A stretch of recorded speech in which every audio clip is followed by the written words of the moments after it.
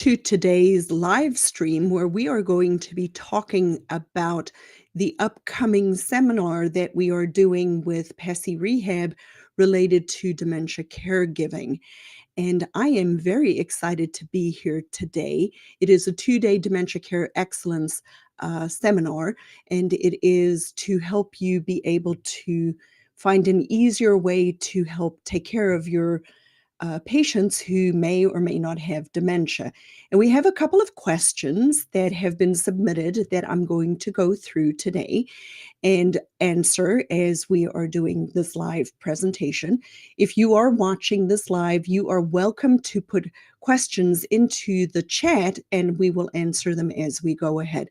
So here's the first question, if it can be pulled up for me. Can you provide an overview of the Dementia Made Simple framework and how it simplifies problem solving for common dementia-related behaviors for therapists and caregivers? I would love to answer that. One of my biggest frustrations as a clinician has been the realization that people are inadvertently complicating the whole dementia caregiving process for family caregivers as well as for us therapists. Frequently, I have had students that it's like, I don't know where to start. I don't know what to do. How do I take care of these people with a strong desire to do that, but not an easy way to actually answer that question, particularly for themselves. So I developed this framework using the analogy of an airplane and a flight to be able to explain the whole dementia caregiving process to people in order for us to be able to easily know exactly where we want to start when we're working with people, excuse me, living with dementia and their families. And it helps for us as caregivers, as professional caregivers, to actually be able to explain the process in a much more concise and easy fashion for family caregivers that really seems to make sense to them. So that was one of the reasons I developed this framework to make it easier for both my students as well as family caregivers related to how to explain a dementia process in a very concise and easy manner for families and professionals. So that is the first question for today. And now, where is the second one? Here is the second question. All right, so can I share a personal or professional experience that motivated me to specialize in dementia care and then to develop this comprehensive dementia caregiving program? I love this question because it really taps into everything that I am trying to do now at this point in my career. I have been an occupational therapist for over 30 years. I know it doesn't look like that, but it really is true. I graduated in 1992 from the University of Pretoria in South Africa. And when we emigrated to the United States, one of the first things that I realized was that I really didn't understand cognition and how cognitive impairment impacts people's ability to actually return home. This was when I was working in a skilled nursing facility. And so, as you start doing things in your professional career, you start to learn one thing, you learn something else, and then one day you wake up and then you realize you've become specialized in something. For some people, it's a very definitive decision to go down that road. For me, it was just a one step at a time. I started to learn about cognition, then I learned about the Allen Cognitive, then I really understood more how to help people with cognitive impairment, kept learning about it, and one day I woke up and I had become a dementia specialist.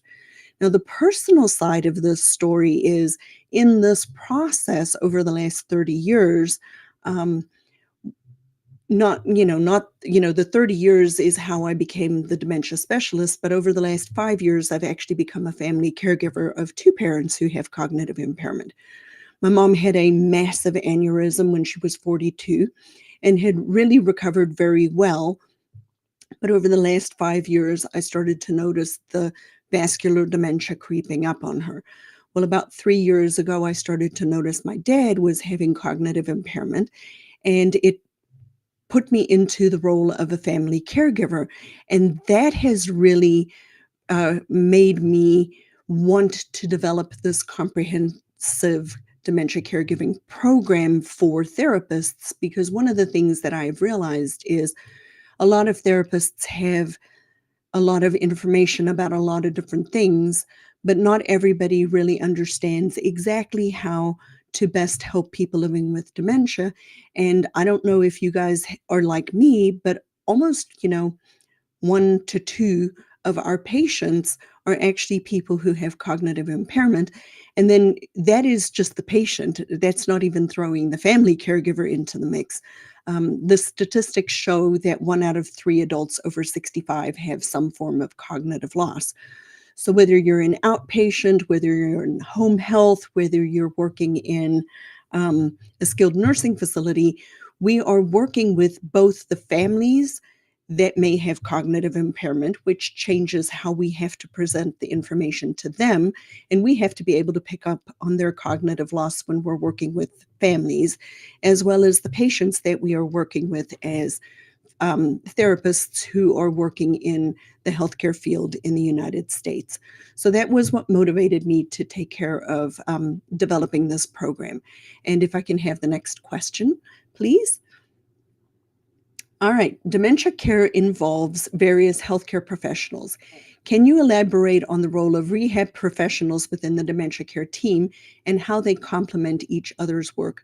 I love that too, because we are working in interdisciplinary caregiving, professional caregiving roles, and we have to be the ones that can bridge the gap between the families and multiple other various healthcare professions, including the physicians, because quite frankly, a lot of physicians do not necessarily pick up on the cognitive loss of their patients. And so we have to really be able to work together as a team in order to truly help families who are struggling very much so at home in managing and trying to cope with this very complex process going on in their family uh, units at home. And how do we complement each other? We are not silos. We're not each a different discipline. We are here to help one another. None of us have enough time in OT, PT, or speech to address all of the deficits people have. So really working together as a team will truly help you be able to work as a cohesive unit to truly try to maximize the people that we are taking care of at home. Whether we be in an outpatient, they're at home. If they're in skilled nursing and they're coming home, our job is to try to help families cope with this very limiting process and condition with their loved one. So great question. Thank you very much for that.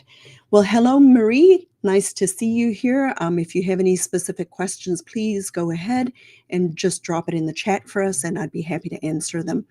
Um, all right, now the next question is going to be, collaboration with care partners is crucial. How can we, as rehab professionals, effectively collaborate with family members or caregivers to ensure the best care for individuals with dementia? I think this is probably the pivotal part of this comprehensive 2-day training that we are working on, that I've developed through PESI Rehab, is to be able to collaborate with family members in order to truly take care of the individual person living with dementia. Because even though probably one of the biggest frustrations that I know I have as a healthcare provider is that we have family members that are truly not understanding the process that they are dealing with. So when we are able to identify where in the journey the family caregiver is, we can tailor our education to them in order to get them to be better at helping their family members. How many of you guys have been in trouble with your boss after you accidentally opened your mouth and put your foot in your mouth because you said something to a family member that they took the wrong way? Well, after becoming skills to care certified, I realized that every single time this happened, it was because the family member making um, was not able to hear the information from me at that time. So it's been really helpful to learn where the different stages of readiness is for family caregivers and what we can do to actually increase their readiness. So I'm very excited to present that to you guys in this 2-day conference. So you'll have to join if you want to find out a little bit more about that. And now for the next question.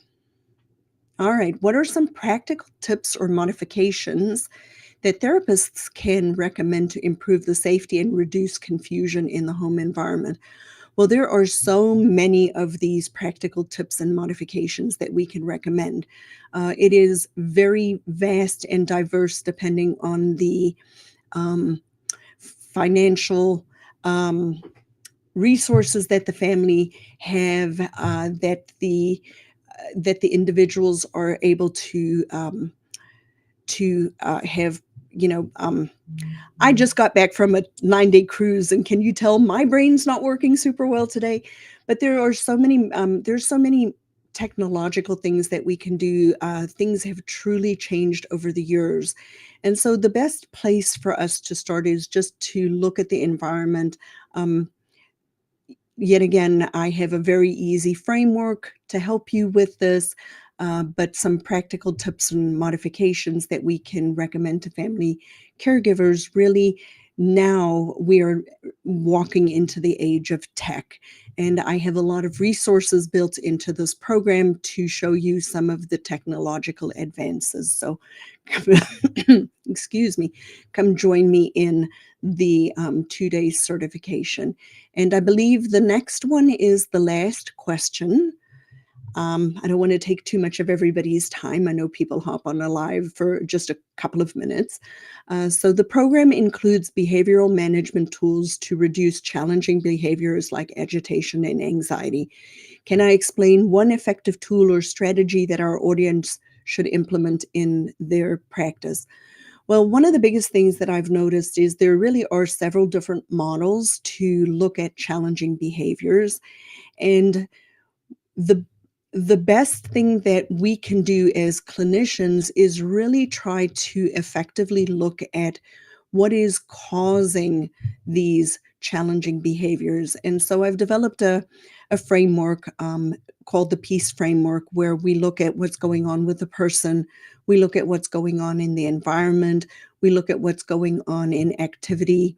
Um, Engagement, whether it be overstimulation or understimulation. And then we look at how the care partner is actually contributing to the person living with dementia's um, behaviors. And then we educate the family related to those kinds of things.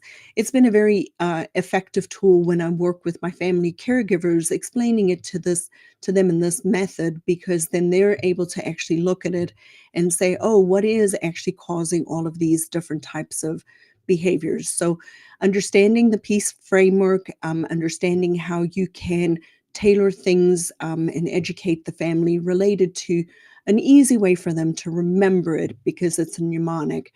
It really has been helpful. I honestly really hope that you guys join me at the end of the month in this 2-day certification. It's online, it's virtual. We are going to build our own case studies. We're going to all work on 4 different case studies, and we are going to build out a comprehensive care plan for these individuals that we are creating, to make it kind of fun and different for you in this present in this 2-day seminar. Most of my educational offerings are extremely hands-on. We are all professionals, and I'm not the only one that brings experience to the table. So adults learn by their own experiences. So I've tailored this 2-day seminar to really be more interactive, and I truly hope that you join us. There is a QR code that you can join to register with, and the email or the registration link is on there. So please come join us for this 2-day seminar. It is going to be baptism by fire hydrant. So I hope to see you